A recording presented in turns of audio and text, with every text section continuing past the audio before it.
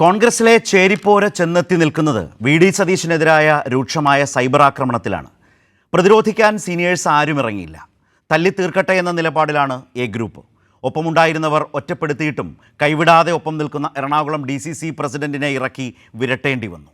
കാലാകാലങ്ങളായി പല നേതാക്കളെയും സൈബർ ഇടങ്ങളിൽ കൈകാര്യം ചെയ്ത ഇതേ സൈബർ ഗ്രൂപ്പുകളുടെ ലീഡറായിരുന്നു നാളിതുവരെ വി.ഡി. സതീശൻ.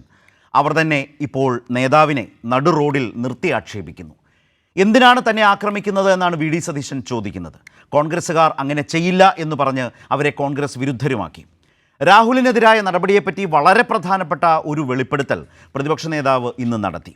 കൂടുതൽ കടുത്ത നടപടി രാഹുലിനെതിരെ വേണമെന്നാണ് ഭൂരിപക്ഷം നേതാക്കളും ആവശ്യപ്പെട്ടത്.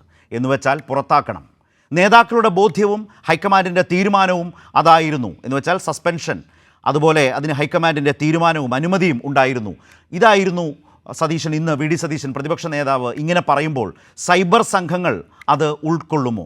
നടപടിയെടുത്തിട്ടും രാഹുലിനെ ന്യായീകരിച്ച നേതാക്കൾ തന്നെയല്ലേ കാര്യങ്ങളെ ഈ സ്ഥിതിയിൽ എത്തിച്ചത്? ലീഗിലെയും സ്ഥിതി ഒട്ടും വ്യത്യസ്തമല്ല.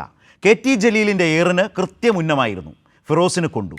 ജലീൽ പറഞ്ഞതിനപ്പുറം ബിസിനസ് ഉണ്ടെന്ന് സമ്മതിക്കേണ്ടി വന്നു ഫിറോസിന്. ദുബായിൽ ജോബ് കാർഡിൽ ശമ്പളം പറ്റുന്നത് സമ്മതിക്കേണ്ടി വന്നു.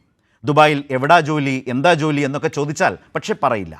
അപ്പോൾ യൂത്ത് ലീഗ് ജനറൽ സെക്രട്ടറി പണി പാർട്ട് ടൈം ജോബ് ആണോ? മാനനഷ്ട കേസ് പോയിട്ട് KT ജലീലിനെതിരെ വക്കീൽ നോട്ടീസ് പോലും അയക്കാതിരിക്കാനുള്ള ഫിറോസിൻ്റെ വിശാല മനസ്കത കാണാതെ പോകരുത്.